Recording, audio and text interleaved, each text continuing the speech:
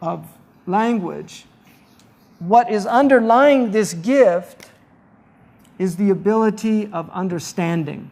Understanding. Which is that we have fiqh, and he'll go into these terms, right? We can gain knowledge. So we have understanding. Allah has given the human being the ability to understand with the intellect. But the intellect by its nature has problems. One of the major problems of the intellect is that it's a triune intellect, right? You have three brains in your head. You have this R stem, you have a midbrain, and then you have this frontal lobe. In our tradition, and this is confirmed by science, even though they knew this a long time ago, the R stem is the amara. It's a reptilian brain, right? And most of the people in power are functioning like reptiles. That's why there's all these crazy theories about them being reptiles in reality and remove their masks and they're really lizard people and things like this. That is because they behave like reptiles. Now, I spent my summers on a cattle ranch when I was young, so I spent a lot of time with lizards. There were lizards all over the place. I used to watch them. They're very interesting creatures. The Arabs say, ahyaru min dab, more confused than a lizard. And I understand what that means. Somebody can hear that, but if they don't know lizards, they won't know what that means. Because a lizard, when it comes out of its hole, it's like, it looks so confused, you know? But one of the things, lizards are always petrified. They're just in a state of fear. They're always afraid. And so the reptilian brain, at the root of it is fear. It's fear. But it has another quality, fear and desire. And so this is the shahwa, right? The quwwa shahwaniyah. This is the concupiscible soul. It's the soul that desires food, desires sex, desires security, all these things. That's the nature of that soul. So it functions at that level, and that's why it's very primitive. And propagandists, advertising agencies, they understand this very well.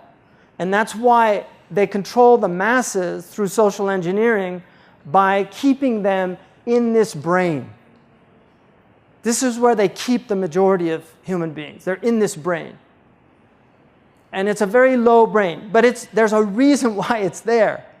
It's not a negative thing in and of itself. It's negative when it overrides the other brains. Imam al-Ghazali called this the pig.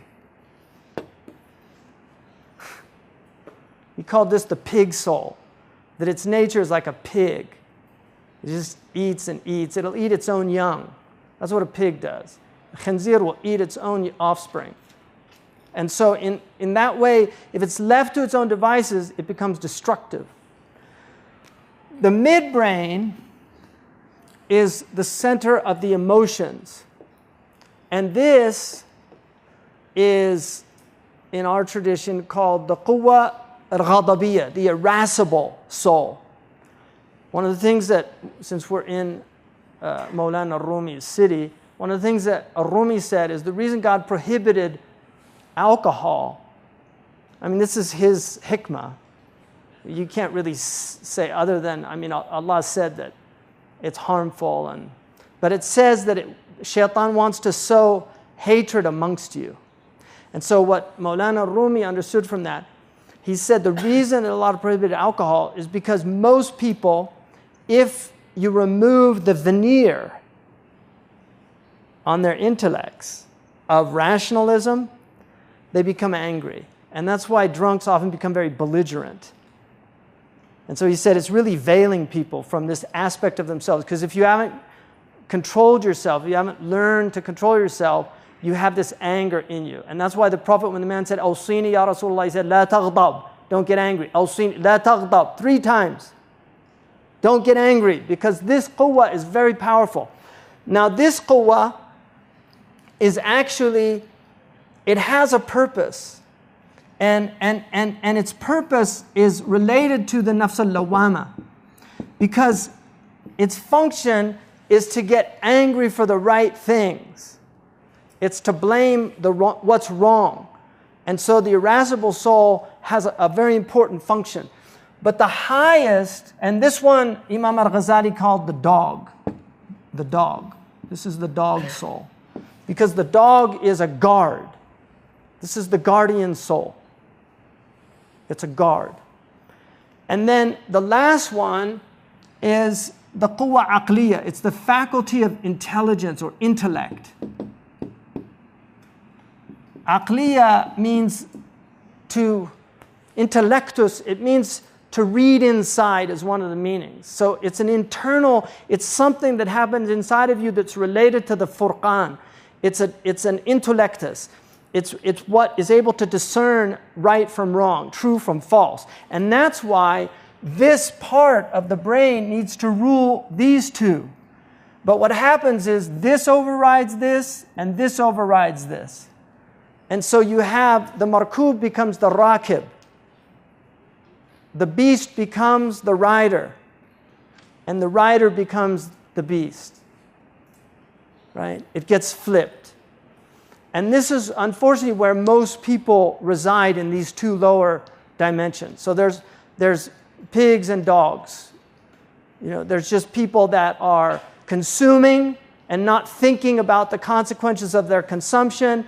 And then there's just angry people that usually aren't able to consume because the consumption is being withheld from them.